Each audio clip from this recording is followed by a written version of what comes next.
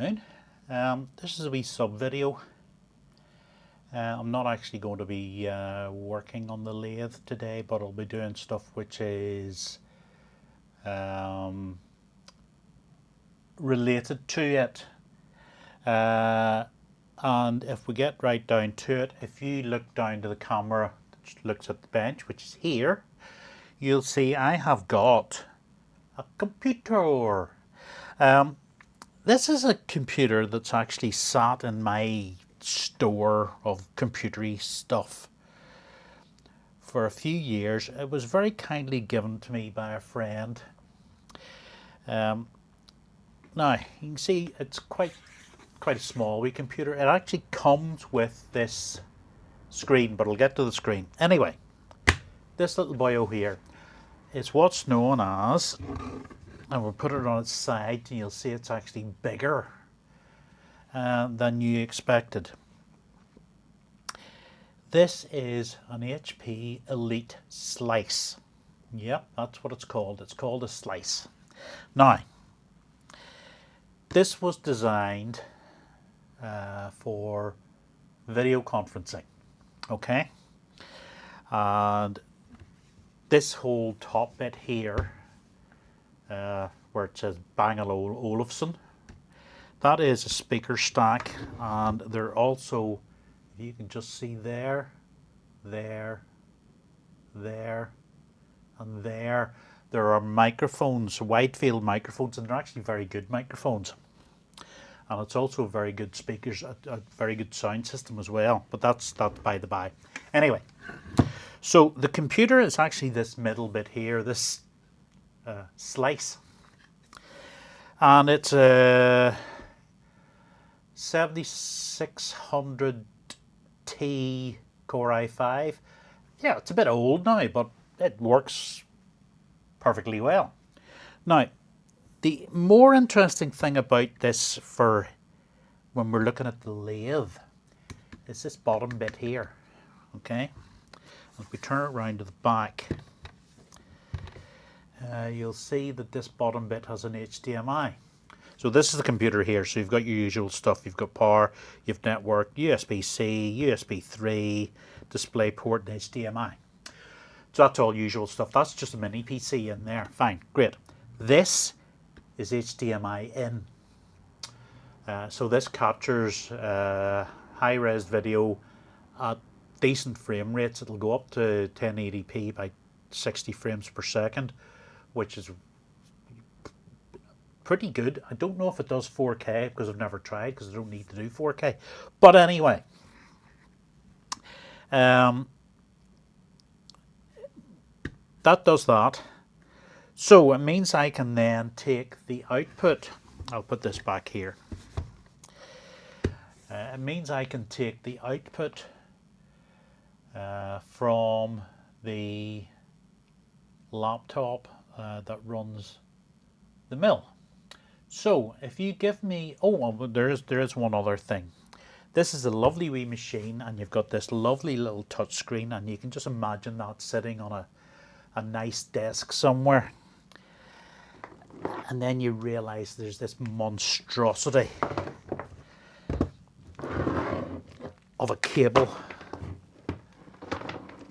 that comes out the back. Why, HP? Why? It doesn't need it. You've got a port replicator to all the ports there. No, it doesn't need it. I can see where they're coming from. They're saying plug that into the back and run this through your desk. You know, your desk, your cable management. The other thing, you've got this other cable, which is obviously independent because this goes to the screen. Now, if I could find a cable that does the same as this, I'd be a happy bunny, because it means I could get rid of this. But anyway, it appears it's USB-C. Go back here. There's USB-C. It goes into this USB-C here via there. Okay, you can see that goes directly through there, just through there. Also on the back of the HP, if I take the rear panel off, there's a wee cable management thing here we look here, there's a USB-C port there, and you can run your cable through this out that way or out this way. If I could get an ordinary USB-C cable doesn't do it. So I think it must either be a Thunderbolt or a DisplayPort cable. And I need to get one of those and we'll try that. But anyway, that's by the by. I don't know what HP were thinking with this here. It is, it actually makes, this is the reason I haven't used the machine. But there you go. I know you don't need it, but yeah, blah. Anyway, give me a couple of minutes and what I'll do is I'll wire this up to the mill, or sorry, not the mill, the lathe, and I'll show you why I'm doing that. So give me a moment.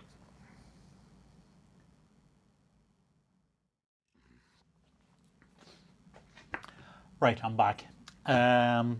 So we now have the slice connected up to the lathe PC, right?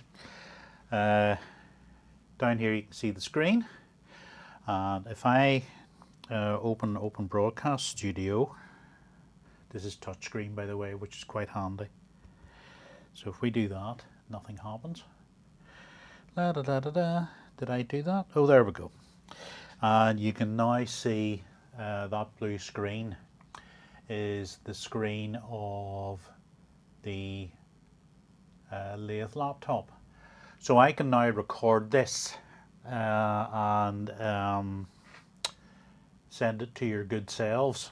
So if you hold on and I go around here and we hit there, enter.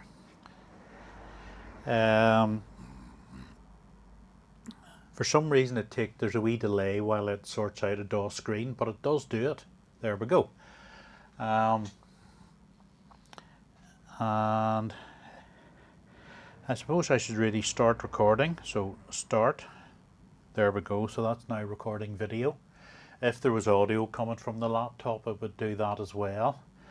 If I press my screen here and put my password in, I don't know if you can see me in the other camera there. Alt P.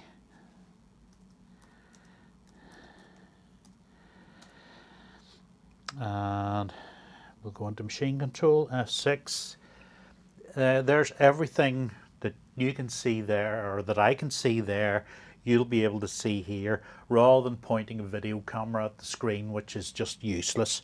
So this HP slice has now finally actually got itself a life. There's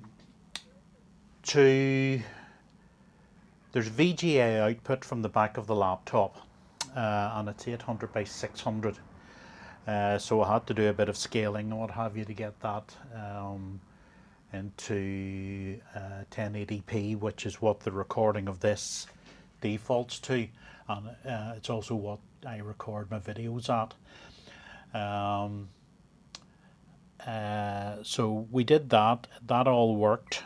I've got a wee VGA to HDMI adapter, which was about a tenner on Amazon, and it worked perfectly well, and it seems to have a decent frame rate and all that sort of thing. So that all works really well. So hopefully the next time I do a proper lathe video, I'll be able to have the actual screen that I'm using in the corner of the screen, so you can see what controls I'm using, and I don't have to talk you through. I've just pressed Alt P, I've just done this, I've just done that. It'll be on the screen, it's there. Now that then of course leads on to something else, as things always do. In the last video I'd been talking on various software versions and things like that. Now one of the hardware of the lathe is fine. It still all works perfectly well. It uses G code, so it's you know, a standard that's being used today and all that sort of thing. The only thing that's really holding it back is the software. Now I want to try and download a copy of, I think it's Mach 3 it's called, which is new, up-to-date software, and see if I can get it working with the lathe, or I'm going to have to change the interface card. And that will give me a proper 1080p output, you know. So anyway, we'll get to that when we get to that. So now, one other thing for now, I'm just going to move this screen out of the road. We'll just leave it there, it can do that. And what I'm going to do is bring in this little box here and this other little box as well. And if I move my camera up, I'll do that live. There we go. Now, so we've got this little box here, and it's exciting, isn't it? Oh, stuff. Right, what have we got in here? Well, in here we have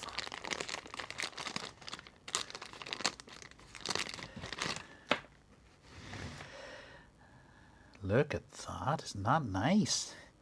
In here we have a new tool post. That wee screw goes in there. I don't know what that wee screw does yet, but there you go, it goes in there. I think it must be a clamp nut of some sort. So that, by the looks of it, is for a parting tool. We'll put that there. Here is the actual tool post. Now hopefully that's the same size as the one I've already got. The one I've already got, there's nothing wrong with it. But we're missing this side here. This is for internal threads and for internal cutting, where you've got the tool going that way, and this is for the tool going that way. So, it's a quick change tool post. That's a parting tool, that goes into that there. And then we have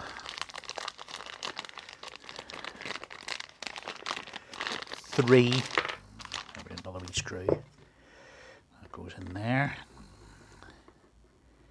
I really don't know what that does. There you go. So the tool goes there. All right. This. So there we go. So that goes down like that. And I'm sure there's some. Oh yeah, that's hitting that. Da-da-da.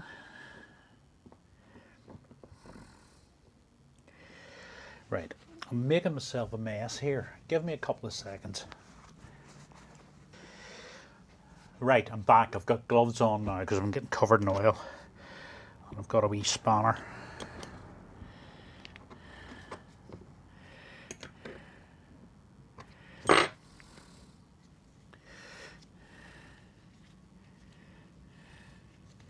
Right, so there we go. Right, okay.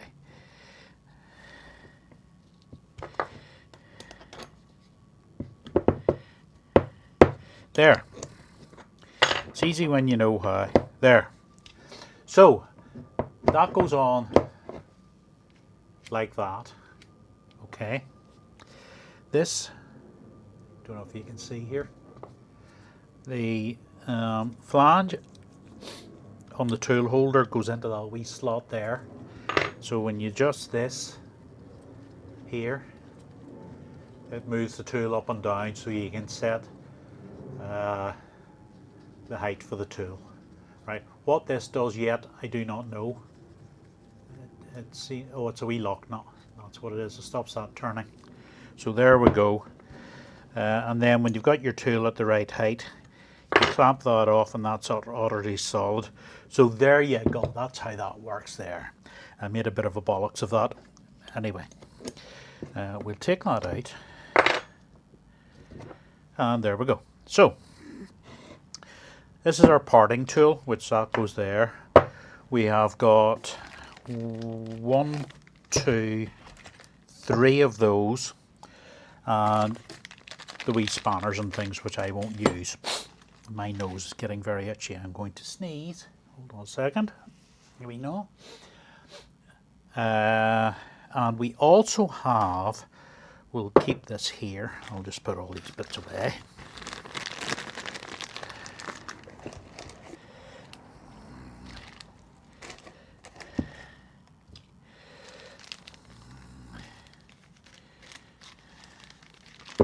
Talk amongst yourselves for a moment.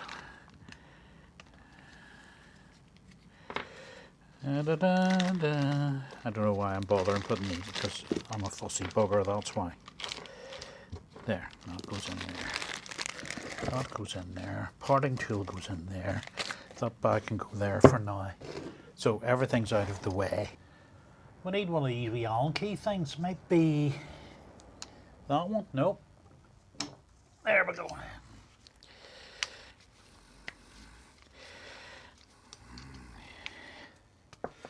You know, it's funny trying to remember when you're doing these things that you have to hold things where the camera can see them and not where it's most comfortable.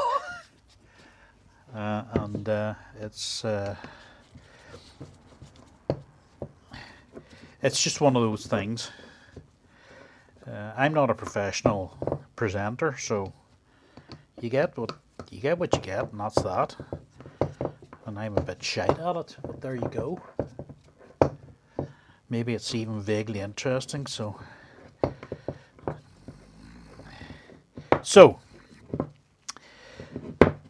that sits that way. This goes in here, like so. And we can set this distance forward and back. I'm just going to set it about the middle for the moment. And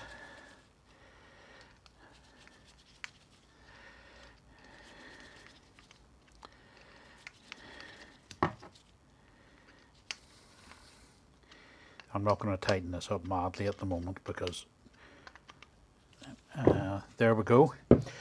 So, and we now have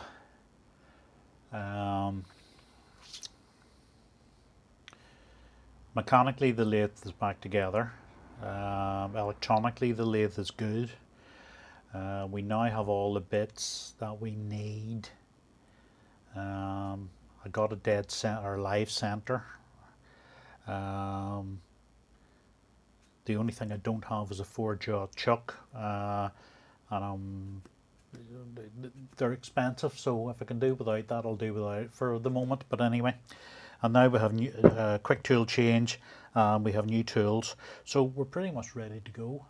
So next time when you actually see the lathe, what I'm going to do is there's a procedure for setting the zero of these tools. Now the height's relatively straightforward because it's actually 85 millimeters from the bed to the upper surface of this.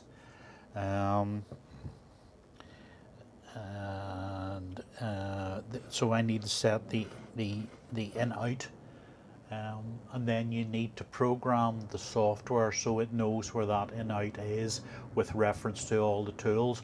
And once you've set that, you can just, it'll say, okay, take out tool 0, put in tool 1, and it will know the slight difference in position of those because you've already set it. So we'll hopefully do that the next time, and we might even do some turning.